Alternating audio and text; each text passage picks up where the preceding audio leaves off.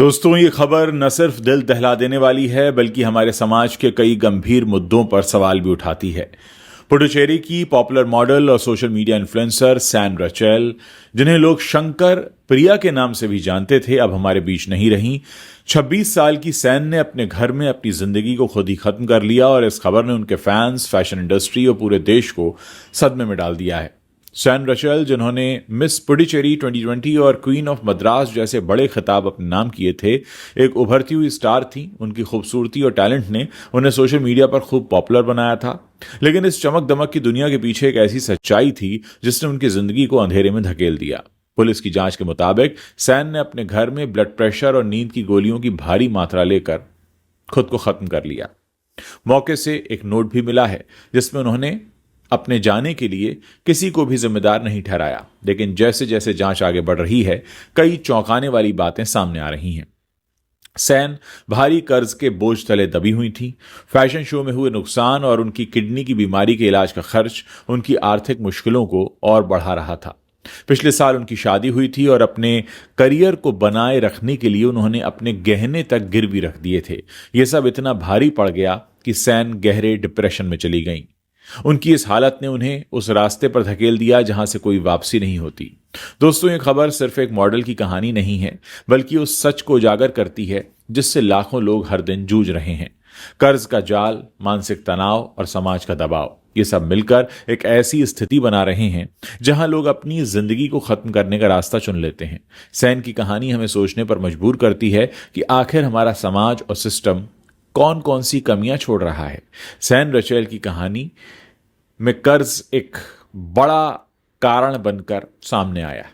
Fashion industry में काम करना आसान नहीं है। बड़े बड़े इवेंट्स, महंगे कपड़े और लगातार चमक बिखेरने की जरूरत, यह सब पैसों का खेल है। सैन ने अपने करियर को बनाए रखने के लिए कर्ज लिया, लेकिन यह कर्ज उनकी जिंदगी पर इतना भारी पड़ गया कि वो उसे झेल नहीं पाई। भारत में कर्ज से जुड़ी आत्महत्याएं कोई नई बात नहीं है। राष्ट्रीय अपराध रिकॉर्ड ब्यूरो की 2022 की रिपोर्ट बताती है कि देश में करीब 1,71,000 आत्महत्याएं हुई और इनमें से कई का कारण आर्थिक तंगी और कर्ज था।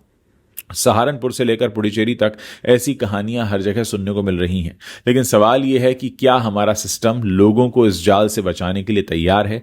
क्या हम कर्ज लेने की प्रक्रिया को और आसान या पारदर्शी बना सकते हैं? सैन रेचल डिप्रेशन से जूझ रही थीं। उनकी किडनी की बीमारी और कर्ज का बोझ उन्हें अंदर ही अंदर तोड़ रहा था। लेकिन क्या उनके पास कोई ऐसा था जो उनकी इस हालत को समझ पाता? भारत में मानसिक स्वास्थ्य को लेकर भी जागरूकता की भारी कमी है। लोग डिप्रेशन को कमजोरी समझते हैं और इसे छिपाने की कोशिश करते हैं। एक स्टडी बताती है कि भारत की 13.7% आबादी किसी न किसी तरीके की मानसिक बीमारी से जूझ रही है, लेकिन ज्यादातर लोग इलाज तक नहीं पहुंच पाते। सैन जैसी कई जिंदगियां शायद बच सकती थीं अगर उन्हें समय पर मदद मिल गई होती। सैन ने नींद की गोलियों और ब्लड प्रेशर की दवाओं की ओवरडोज लेकर अपनी जान दे दी। ये सवाल उठता है कि ऐसी दवाएं इतनी आसानी से हर किसी को क्यों उपलब्ध हो जाती हैं? भारत में नींद की गोलियां और नशीली दवाएं बिना प्रिस्क्रिप्शन के मिलना आम बात है। ये न सिर्फ शारीरिक स्वास्थ्य को नुकसान पहुंचाती हैं, बल्कि मानसिक तनाव से जूझ रहे लोगों के लिए खुद को खत्म करने का रास्ता आसान बना देती हैं। क्या हम इन दवाओं की बिक्री पर सख्ती नहीं कर सकते? क्या डॉक्टर्स और फार्मासिस्ट को और जिम्मेदार नहीं बनाना चाहिए? सैन रेचल ने हाल ही में शादी की थी। उनके कंधों पर न सिर्फ करियर का दबाव था, बल्कि परिवार और समाज की अपेक्षाएं भी थी। अपने करियर को बनाए रखने के लिए उन्होंने अपने गहने तक गिरवी रखे, जो बताता है कि उन पर कितना आर्थिक और भावनात्मक बोझ था। भारत में महिलाएं अक्सर ऐसी दोहरी जिम्मेदारियों से जूझती हैं, खासकर मॉडलिंग जैसे क्षेत्र में, जहां दिखावट और परफॉर्मेंस का दबाव बहुत ज्यादा होता है। महिलाएं मानसिक और आर्थिक रूप से टूटने की कगार पर पहुंच जाती हैं। मॉडलिंग की दुनिया बाहर से जितनी ग्लैमरस दिखती है, अंदर से उतनी ही मुश्किल है। लगातार बेहतर दिखने, प्रतिस्पर्धा में आगे रहने और असुरक्षा से जूझने का दबाव इस इंडस्ट्री में काम करने वालों को बुरी तरह तोड़ देता है। सैन रेचल जैसी कई प्रतिभाएं इस दबाव को झेल नहीं पाती। क्या इस इंडस्ट्री में मानसिक स्वास्थ्य के लिए कोई खास इंतजाम नहीं होने चाहिए? क्या मॉडल्स के लिए काउंसलिंग और सपोर्ट सिस्टम को अनिवार्य नहीं करना चाहिए? सैन रेचल की कहानी एक चेतावनी है। यह हमें बताती है कि हमें अपने आसपास के लोगों पर ध्यान देना होगा। अगर कोई तनाव में है, डिप्रेशन से जूझ रहा है, तो उसकी मदद के लिए आगे आना होगा। आइए अब उन सवालों पर नजर डालते हैं जो इस खबर ने हमारे सामने खड़े कर दिए हैं। कर्ज लेने की प्रक्रिया को और पारदर्शी और ट्रांसपेरेंट कैसे बनाया जा सकता है? कर्ज प्रबंधन और वित्तीय साक्षरता के लिए सरकार और समाज क्या कदम उठा सकते हैं जिससे लोगों को खुद समझ में आए कि वो अपने लोन को कैसे मैनेज करें। क्या बैंकों और वित्तीय संस्थानों को कर्ज देने से पहले मानसिक स्वास्थ्य का मूल्यांकन करना चाहिए, इवैल्यूएट करना चाहिए कि सामने वाले की मेंटल हेल्थ कैसी है। भारत में मानसिक स्वास्थ्य सेवाओं की उपलब्धता और पहुंच को कैसे बेहतर किया जा सकता है जो सबकी रीच में हो। डिप्रेशन और आत्महत्या की रोकथाम के लिए स्कूल्स, कॉलेजेस और वर्क प्लेस पर जागरूकता कार्यक्रम, अवेयरनेस कैसे लागू किए जा सकते हैं, इस पर सोचने की जरूरत है। नींद की गोलियों और अन्य नशीली दवाओं की बिक्री पर सख्त नियंत्रण कैसे लागू किया जा सकता है। डॉक्टर्स और फार्मासिस्ट की जिम्मेदारी को कैसे और बढ़ाया जाए ताकि दवाओं का दुरुपयोग रोका जा सके, यानी कोई भी कुछ भी जाकर दवा खरीद लेता है बिना किसी प्रिस्क्रिप्शन के। क्या मानसिक स्वास्थ्य समस्याओं के लिए गैर दवा आधारित उपचार जैसे कि थेरेपीज वगैरह, इनको बढ़ावा देना चाहिए, आपको लगता है ऐसा? महिलाओं को आर्थिक स्वतंत्रता और मानसिक स्वास्थ्य सहायता प्रदान करने के लिए क्या नीतियां बनाई जानी चाहिए? मॉडलिंग और मनोरंजन उद्योग में मानसिक स्वास्थ्य सहायता प्रणाली को कैसे मजबूत किया जा सकता है ताकि अगर किसी को मेंटल इश्यूज आ रहे हैं, मेंटल हेल्थ प्रॉब्लम आ रहे हैं, तो वो खुलकर डिस्कस कर सकें, उन्हें समाधान मिल सके। मॉडलिंग इंडस्ट्री में मानसिक स्वास्थ्य सहायता के लिए विशेष कार्यक्रम, कुछ स्पेशल प्रोग्राम कैसे शुरू किए जा सकते हैं? क्या इस उद्योग में काम करने वालों के लिए मानसिक स्वास्थ्य जांच को अनिवार्य करना चाहिए, क्योंकि एक अलग तरह का प्रेशर होता है जब आप मॉडलिंग या ऐसे ऑन कैमरा कोई काम करते हैं। सैन रेचल की आत्महत्या सिर्फ एक हादसा नहीं है बल्कि हमारे समाज के लिए एक बहुत बड़ा सबक है। हमें कर्ज, मेंटल हेल्थ और सामाजिक दबाव जैसे मुद्दों पर खुलकर बात करनी होगी। दोस्तों, आज भी बहुत से ऐसे लोग जो मेंटल हेल्थ के इश्यूज से जूझ रहे हैं, अपने न तो घर में डिस्कस करते हैं, न दोस्तों से डिस्कस करते हैं, और जब घर और दोस्तों से डिस्कस नहीं करते तो आप यकीन मान लीजिए कि वो डॉक्टर तक तो पहुंच ही नहीं पाते। एक अलग तरह के उपहास का केंद्र बन जाएंगे, ऐसा उनको लगता है कि उनका मजाक बनाएगा।